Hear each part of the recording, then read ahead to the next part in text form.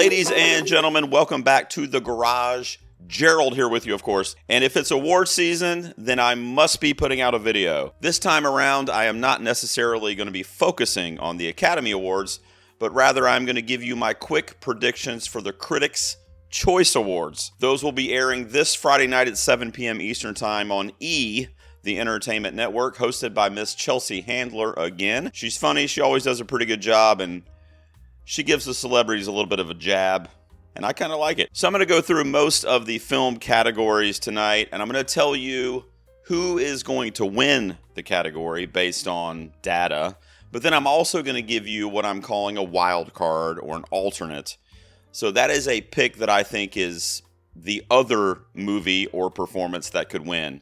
Some of these categories especially, it's really a toss-up, because when you're gauging the Critics' Choice Awards, it's a little different than doing Oscar predictions, which of course are not fail-safe either, as I have proven on this channel. But you don't have a ton of precursors to really go on, unless you're me.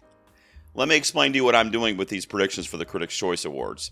I'm in a critics group here, the North Carolina Film Critics Association. There are hundreds of film critics associations and groups around America, and they all give out their individual awards every year. A lot of times the nominations will line up for the most part. There will always be some outliers, even those critics groups that were brave enough to nominate Nosferatu this year. Mine did. But generally speaking, you'll see a lot of the same nominees in the critics groups as you end up seeing at the Golden Globes and the Academy Awards, the SAG Awards, the PGAs, etc. There's a lot of crossover. If I am voting for Nosferatu, let's say, in my North Carolina Film Critics group, then why wouldn't I vote for that in the Critics' Choice Awards? I would. What I do with my Critics' Choice predictions, and I've actually got a pretty good track record, I just don't usually put it on my channel, so I can't really prove that to you, but just know that I usually come out okay. I mean, anywhere in the 75 to 85% correct range the last few years. And what I do is not really a science, and I keep it super basic. So if a movie or a performance has done extremely well, now, if it's a narrow lead or a narrow gap or like a 2 or 3 headed race across the country, that's different. But if a performance or a movie has done extremely well with the critics groups across the country, I am going to predict that to win the CCA. Because my thinking is, if it's racking up at all these smaller groups around the country, of which those folks are in the Critics' Choice Association, why wouldn't it win there? Now, of course, that doesn't always happen, and I understand that. Even I just admitted to you that I'm around 75 or 80% accurate. So the other factors that go into play for the CCAs, you can't really predict or gauge, even if you're a CCA member, because a lot of times it will be abstract. The critics like to, for lack of a better phrase, stick it to the Academy and stick it to the industry. If they leave off certain nominees in the Oscar nominations, if they snub some of the more lauded performances throughout the year. I'm thinking of, right off the top of my head, an actress like Marianne Jean-Baptiste, who was a critic's favorite this year, but got snubbed at not only the Oscars, a lot of awards, major award shows on the circuit. So that type of stuff could play into these predictions as well. That's why I'm really going to give you what I'm predicting to win, and then the runner-up that could easily be the winner. These are hard predictions to make. So if it's not one of those two in these categories, I'm really sorry, but I am predicting these. Don't go on my predictions. Don't bet hundreds of dollars on this. We just don't really know what these guys are going to do. But I feel like the local critics groups and the regional critics groups leading up to the CCAs have a ton of crossover. So it would be fair to at least guess that some of these are going to translate over to Critics' Choice wins as well. Let's get into it. Hey, what's up, guys? It's me from the future. Look, my camera was doing a really weird thing for the next 10 minutes of this video.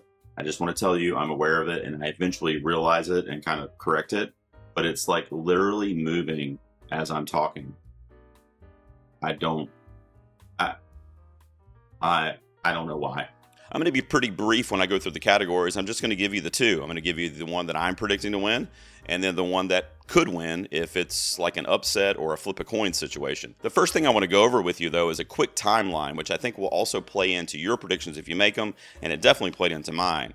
So voting opened for the Critics' Choice Awards on January 3rd. Okay, the Golden Globes were on January 5th, just 2 days later.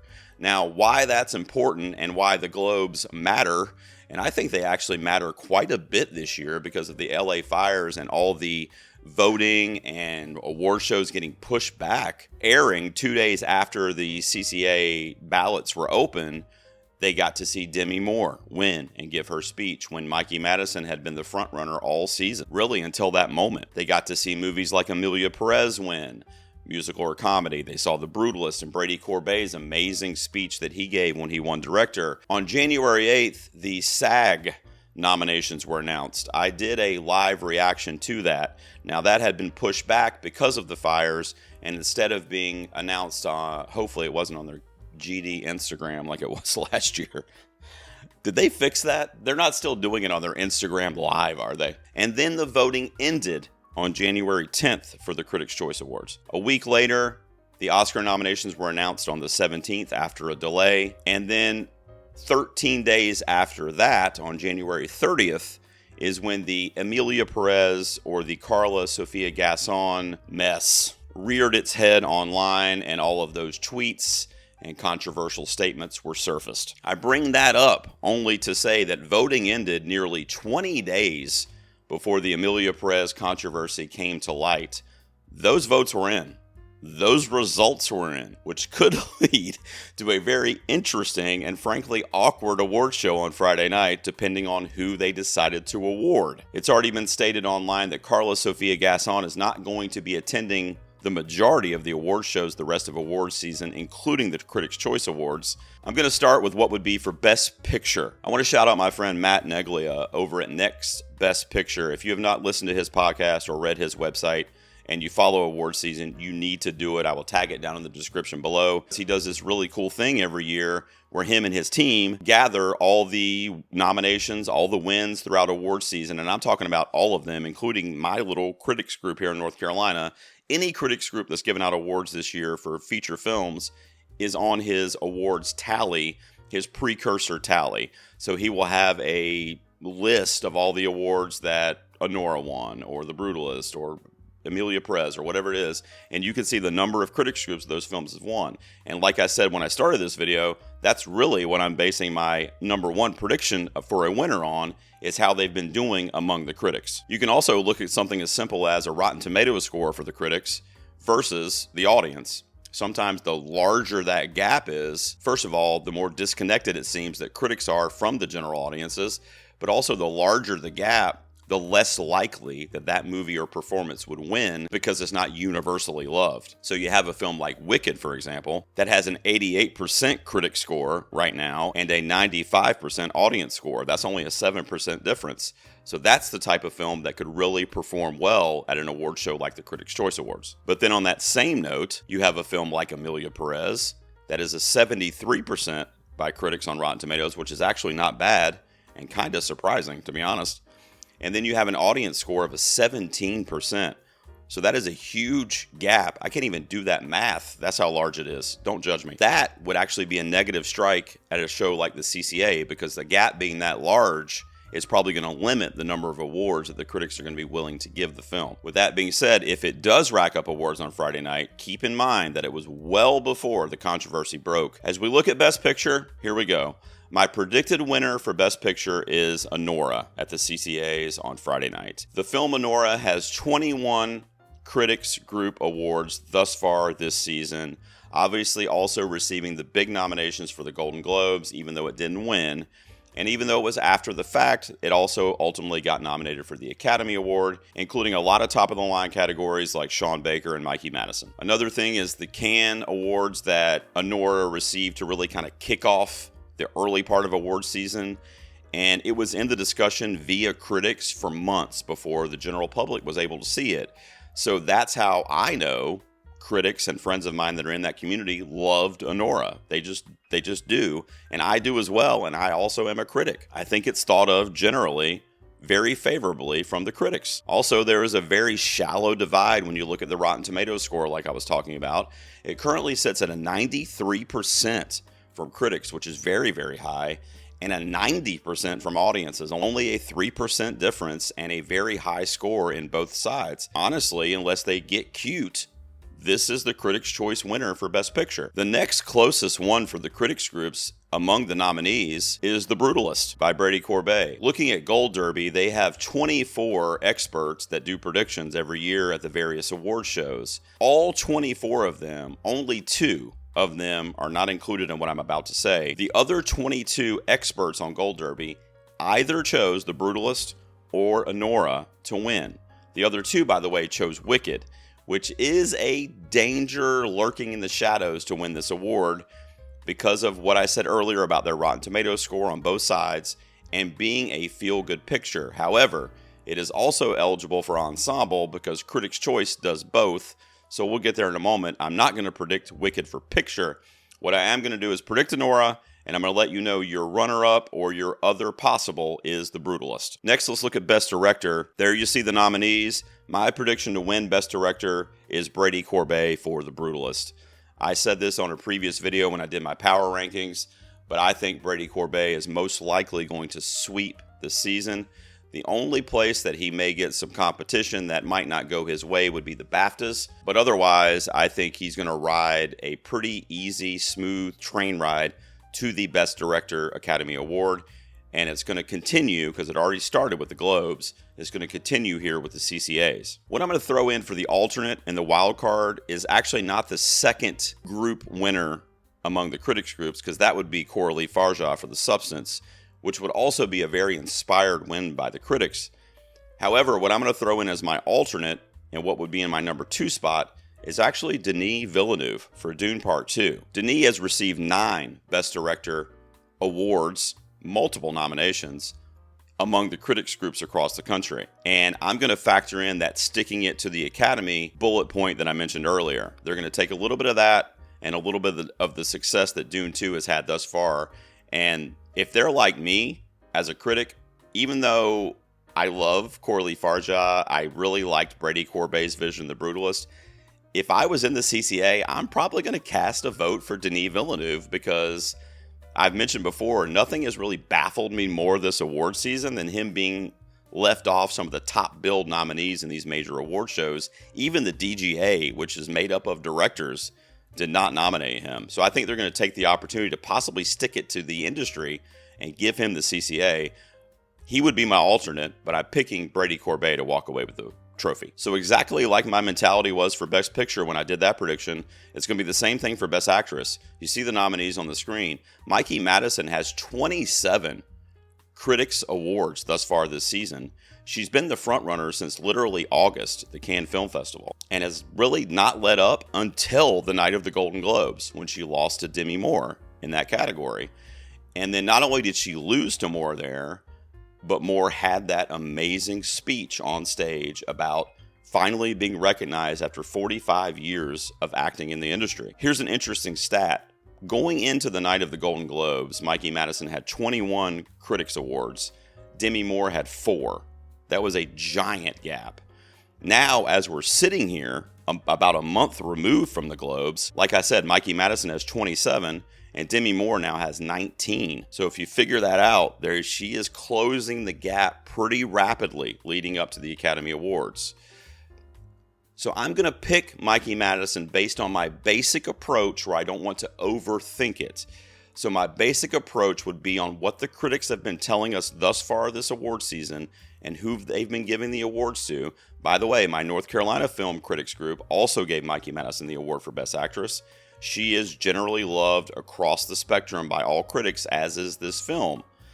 I'm going to predict her to win it, but Demi Moore is going to be my alternate if the critics were influenced enough by what they saw the night of the Golden Globes. For Best Actor, you see the nominees there? Same thing. Guess who has the most of this group, Critics Group Awards this season so far?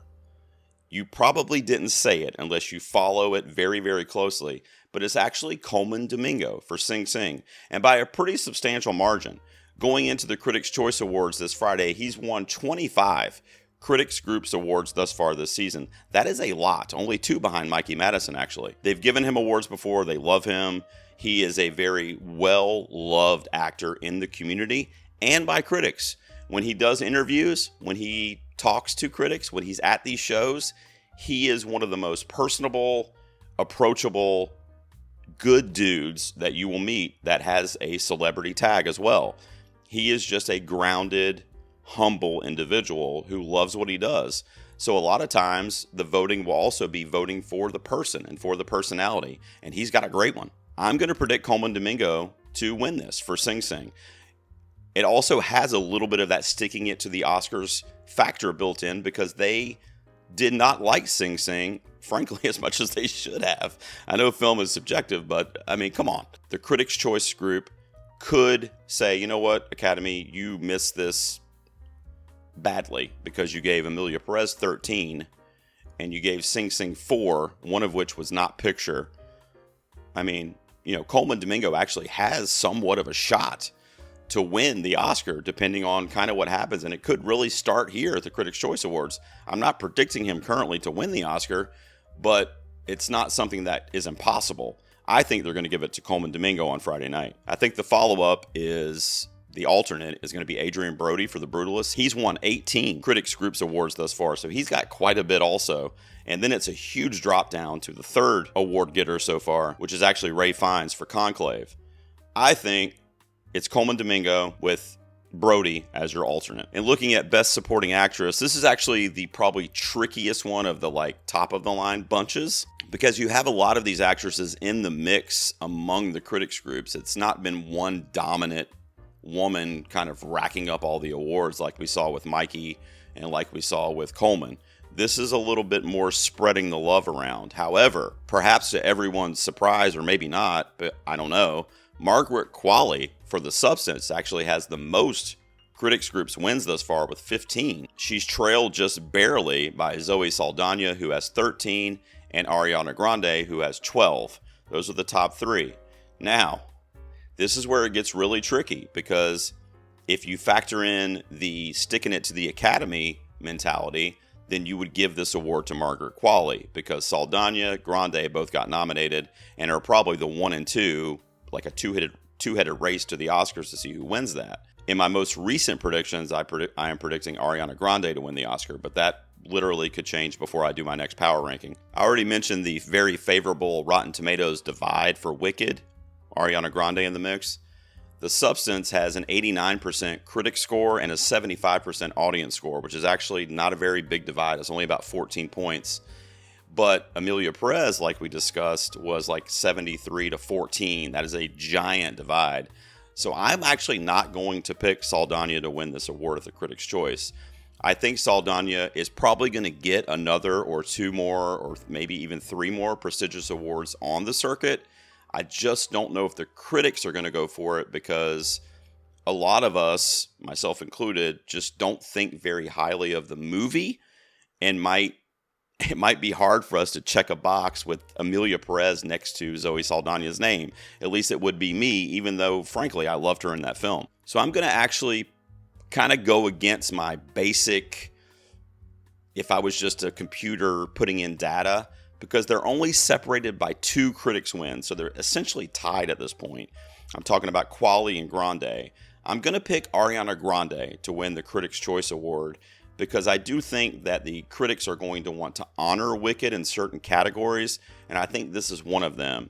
And I also think it will set up a pretty interesting Oscar race because you will have Ariana Grande winning the Critics' Choice, and then in my opinion, depending on if the controversy affected things in any way, which I don't think it had time to do that, the SAG award will most likely go to somebody like Zoe Saldana.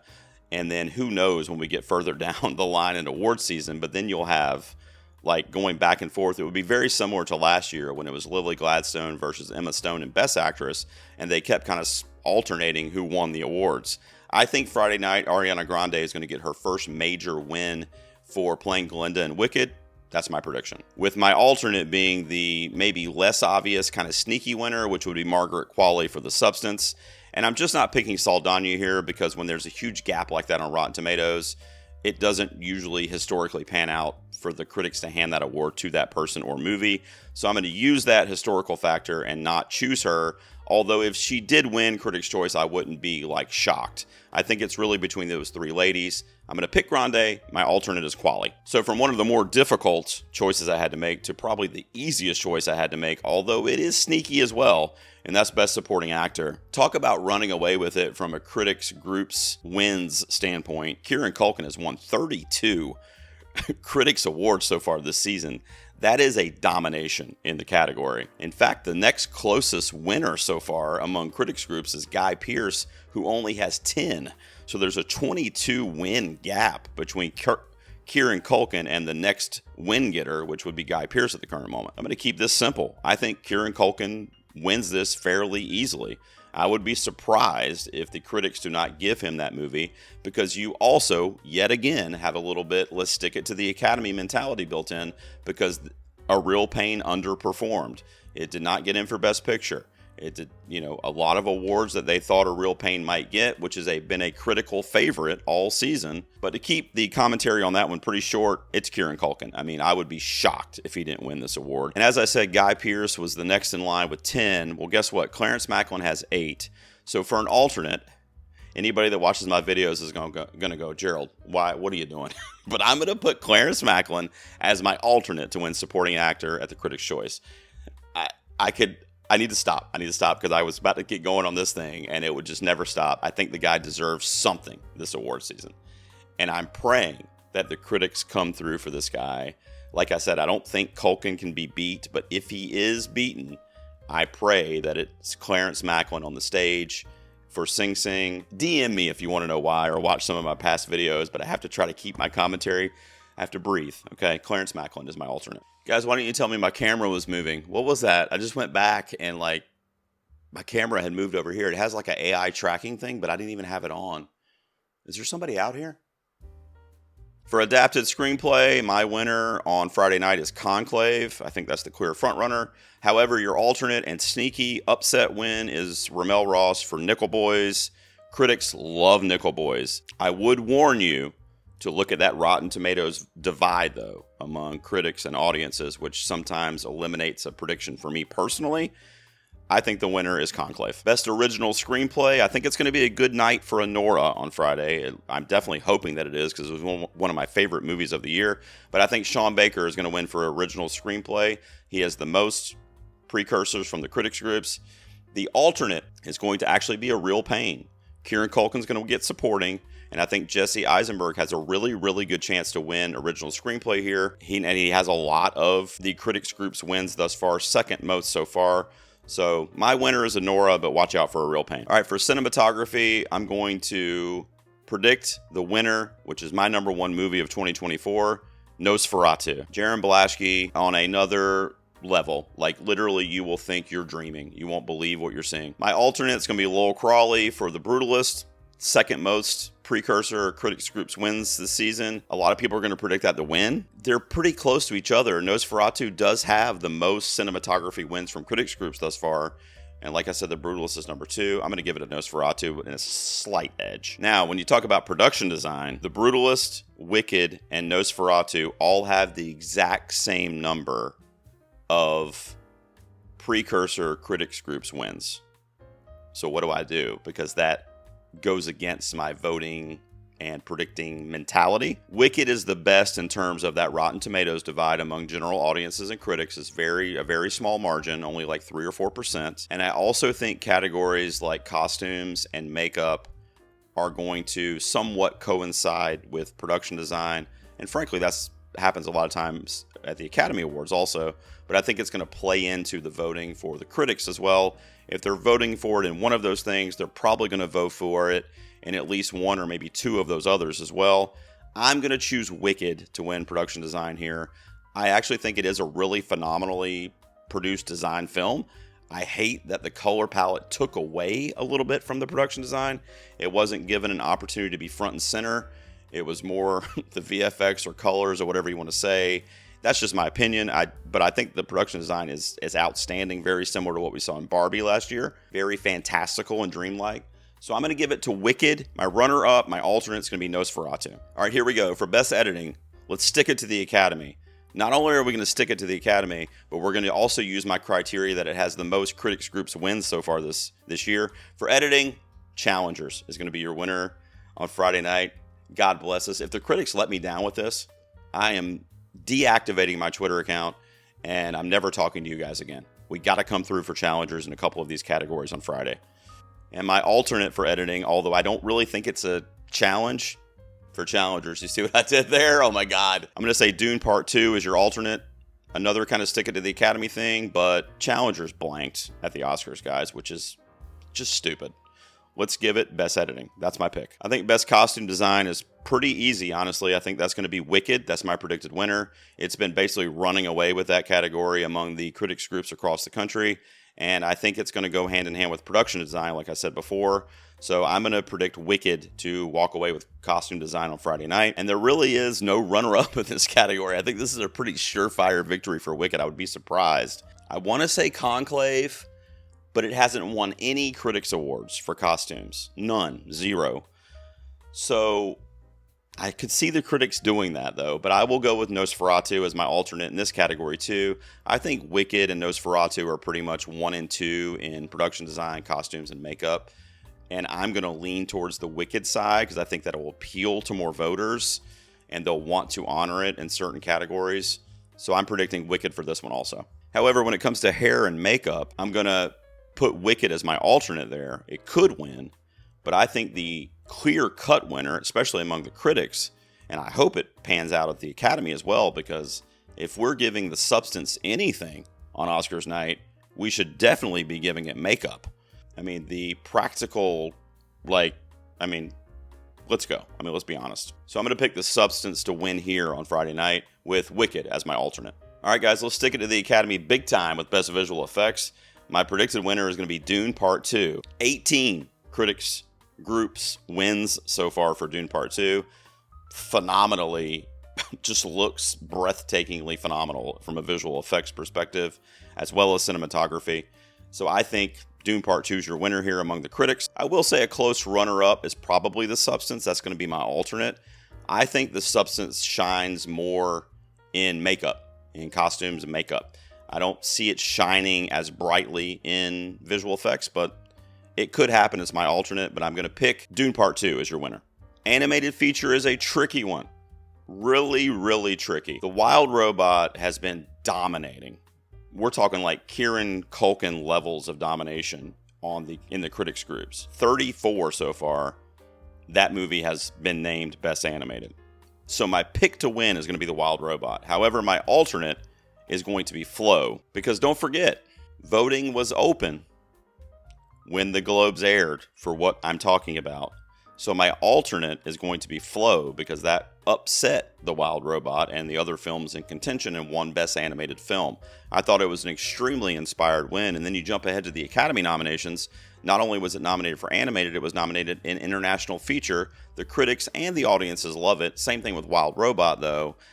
Really, it could be either of those two. And I will tell you, if Flow wins the Critics' Choice and it has the Globe, watch out for your Academy Award predictions, because that is a strong resume that is starting to be built on this little indie guy doing it by himself on his computer story that's frankly amazing. I'm going to pick The Wild Robot based on the data that's out there, but my alternate is going to be Flow. So they have this category where they do Best Comedy. I wish they would do Best Horror, by the way. But they do a one-off comedy category. There's the nominees for Best Comedy. I'm going to go with The Real Pain to win here. I think it's the most awards-worthy or award-friendly movie, critic-friendly movie among the bunch. So because of that, I would say it wins. My alternate is literally a toss-up. I actually love all these movies. I think my alternate is probably going to be Hitman with Glenn Powell, the Richard Linklater film. A lot of pedigree from Linklater there. Great history among critics and voters and awards bodies. Glenn Powell, who's like the movie star right now. And it's the only other movie that's gotten kind of nominated at somewhat prestigious awards, which I'm really referring to the Golden Globes.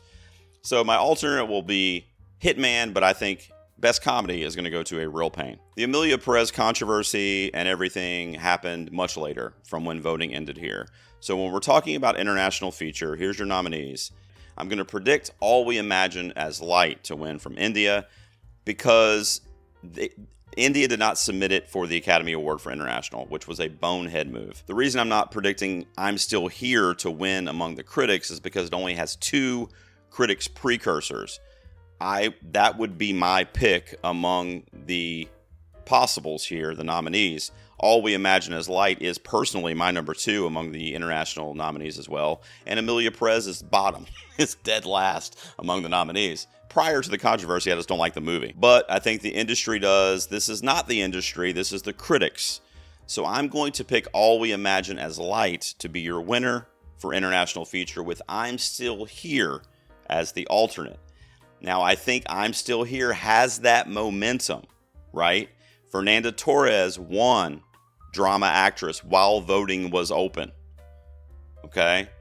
And the additional momentum that came along with it, which was frankly the Best Picture nomination, was after voting closed for these awards. So I don't think the momentum caught on before voting ended with the critics' choices. And they love All We Imagine as Light, as do I. Either one of those 2, I think, is your winner because I think the divide, like I mentioned on Rotten Tomatoes with Emilia Perez, is too wide. It could win. I really hope it doesn't. All We Imagine is Light or I'm Still Here. Those are my picks. And the last 2 we're going to go over is the music categories. First up will be Best Song. I think this one does go to Emilia Perez. I think El Mal is your winner, essentially performed by Zoe Saldana, but it's the only good song in Emilia Perez. And if you're a fan of Emilia Perez and you like it and you like the songs or whatever, that's your favorite song. It has to be, right? Explain to me how that's not the best song in this musical if you like another one, please. I think that's your winner, but I think the alternate is Compress Repress from Challengers, Resner Ross, another Stick It to the Academy. You know, we're going to talk about score here in a second, but for original song, it could sneak in there as the winner also. It actually has the most critics groups wins with 7. But El Mal is right behind it with 6, so they're basically tied, and it's a toss-up. I'm going to go with El Mal because I think it's the more popular, kind of conformed pick, and they're not probably going to give Emilia Perez a lot of stuff on the night of the Critics' Choice. At least I freaking hope they don't. So I'm going to pick El Mal as your winner with Challengers Compress Repress as the alternate. We have a duty, critics, to stick it to the Academy specifically. How did they snub Challengers for score? Actually, I'm not surprised they did it because it's not their kind of score. It's definitely high energy, which they don't typically go for. But nevertheless, it should have been nominated. It was easily one of the best scores of the year. That's your winner for the Critics' Choice Awards. I think it's going to be best score for Challengers. And my alternate in this category is going to be for The Brutalist. I think The Brutalist is probably on its way to the Oscar score, best score. But it's the alternate here. I think the critics are going to go a little crazy because they like to do that. And they're going to give out some awards to films that didn't even get nominated, of which Challengers is probably the most glaring omission from the Academy. So that's my pick for best score with The Brutalist as your alternate. And to wrap up, we'll look at the Best Acting Ensemble. The Critics' Choice Awards does Best Picture, which we went over at the top of the video, but they also do Acting Ensemble. So it's hard to kind of distinguish what goes into voting for which. However, I think if you take it at its face value, that it is basically awarding the cast of the film and the actors in the film and how well they work together to present the product, the movie. You know, my pick in that situation would be like Sing Sing. However, I think the winner for Best Acting Ensemble on Friday night is going to be Wicked.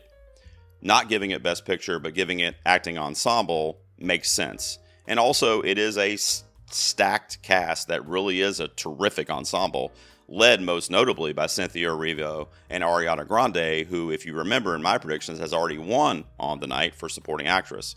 So if they like her, my guess is they're going to also give Wicked the cast award, essentially. My alternate in this category, I really, really want it to be Sing Sing, but I just don't think they're going to go for that. So if it's not Wicked, I'm going to say Conclave is going to be my alternate for the acting ensemble.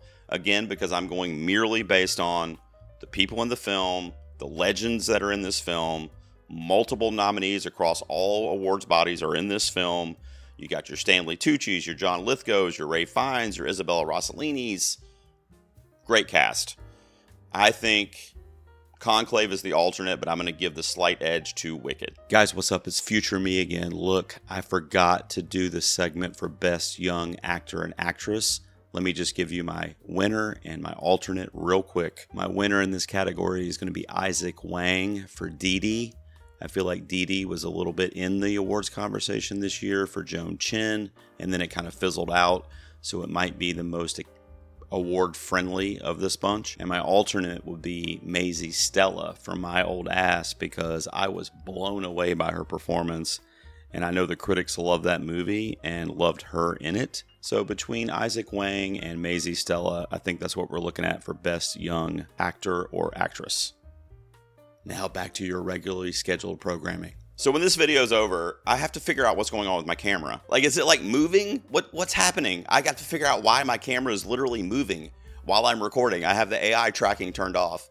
What in the world? What did you guys think of my Critics' Choice Awards predictions? I don't know what I'm talking about. Don't get mad at me on Saturday if you wake up and none of these are right. I think I'm going to get some right, but you never know. What did you guys think? Who are you predicting to win? Let me know down below. Is this going to have a huge implication in the Academy Awards? What do you think? The Academy Awards voting ends on February 18th. The Critics' Choice Awards are February 7th. So there's going to be 11 days left in open voting for the Academy when this broadcast airs. For that reason, I think it could play into it a little bit, and it could give the Academy voters a little bit more of an inside eye as to what the critics really wanted to celebrate this year, which could possibly play into their votes if they haven't already voted. What do you think? Let me know down below. Thanks for watching this video. I'm going to do some kind of reaction to the Critics' Choice Awards. I don't know if I'm going to film myself watching it, live reactions to different categories, and then splice that together and try to get it out for you over the weekend, or if I'm just going to live stream me watching it, which I feel like is super boring, but I don't know. Whatever you, let me know if you guys prefer one or the other. I'll be out here next time probably talking about some award show. Thanks for tuning in. I'll see you out here next time in the garage.